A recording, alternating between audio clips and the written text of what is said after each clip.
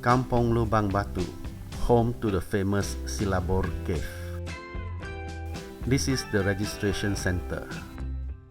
Every visitor must register at the center and a guide is needed at the ratio of 1 guide for every 5 visitors. Kampung Lubang Batu is about 90 kilometers of good road from Kuching.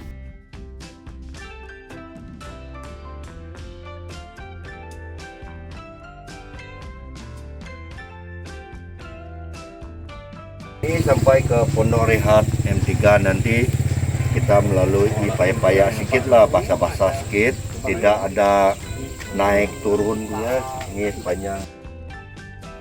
This program is managed as a community project and there is a committee to take care of it. The first stage of the hike was an easy walk on flat but sometimes muddy path. The walk took us past oil palm smallholdings.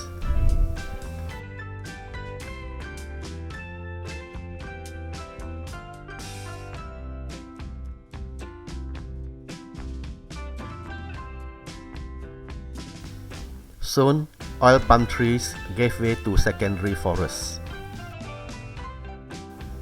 After about 40 minutes, we reached the first rest stop located beside a clear stream.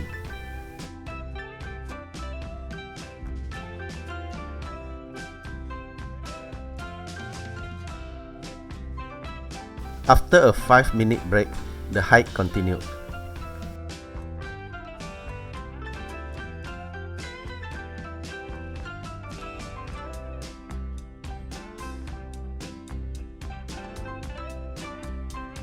Before long, we had the first glimpse of our destination.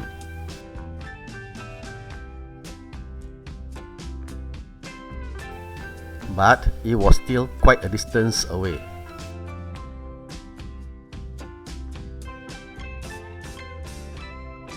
This is a favorite place for the camera, a figure-8 hole in a tree trunk. Soon, we reached the vicinity of Silabur Cave. Another stop at the second rest stop and we were ready for a steep climb. The trail from here onwards involved a very steep climb.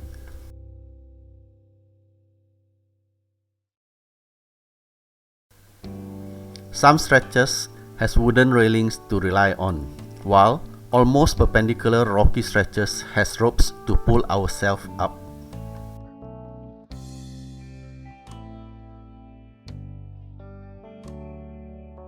After about 2 hours of walking and then climbing, we arrived at the cave entrance and began to enter after everyone had got their headlamps ready. Silabur Cave is not the normal touristy cave with plank walks and what have you. The whole area is maintained as natural as possible, with ropes and ladders fixed only at the most difficult stretches. So it is advisable that visitors have to be reasonably fit to visit the cave.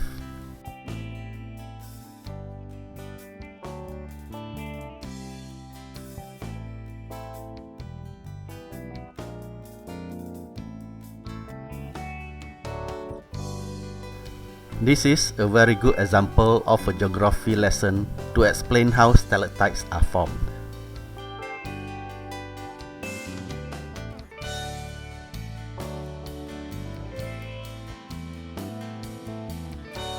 There are 2 chambers. Here, we were entering the first chamber.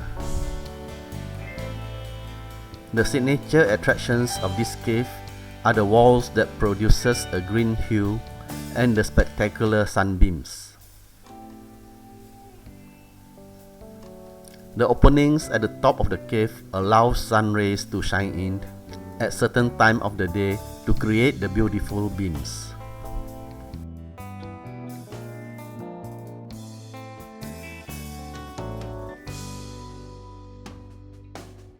The enormous size of the cave dwarfs all of us.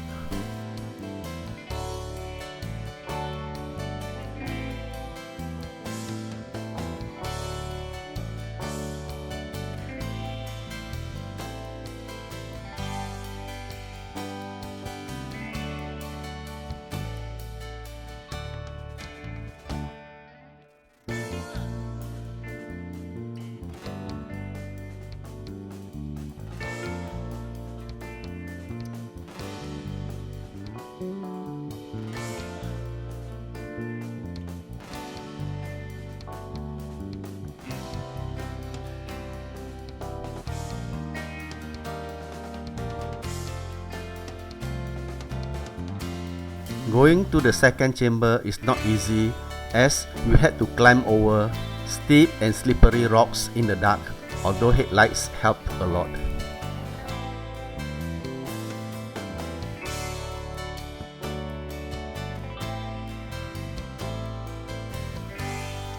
This is probably the most difficult part of the hike in the cave.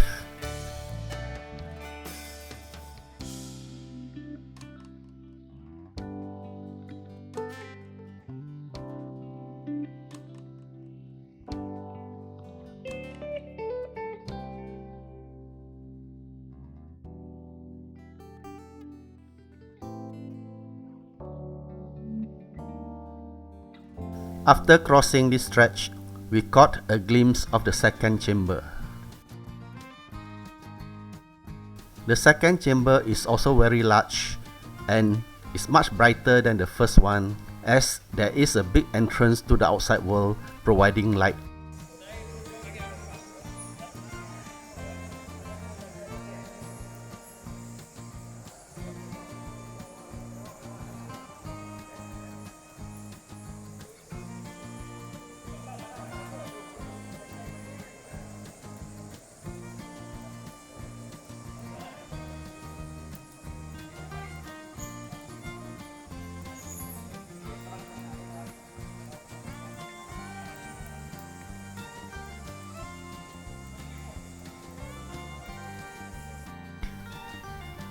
Like the first chamber, openings at the top allowed sun rays shining spectacular beams of light into the cave.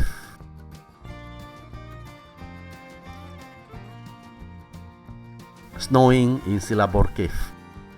At least that's how it looks like.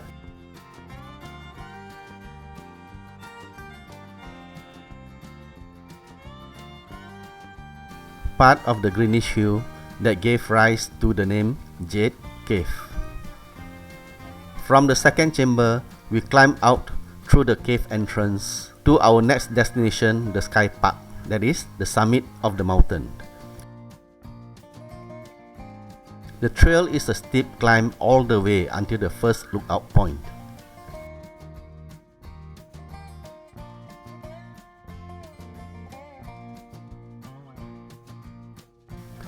There is no railings or ropes to help in the climb.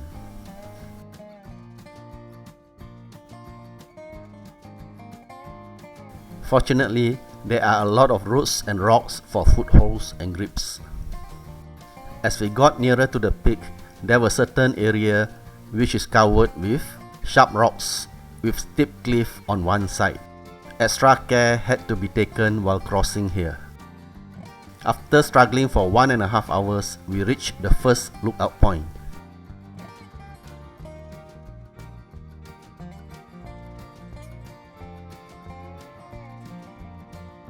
A 10-minute break and another 20 minutes climb brought us to the summit. Finally, target achieved.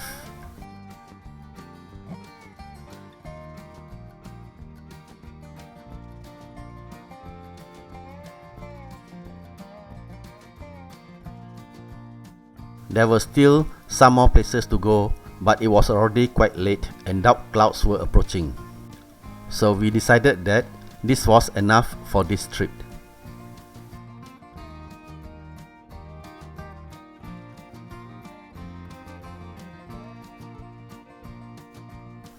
Till the next trip, thank you for watching this video.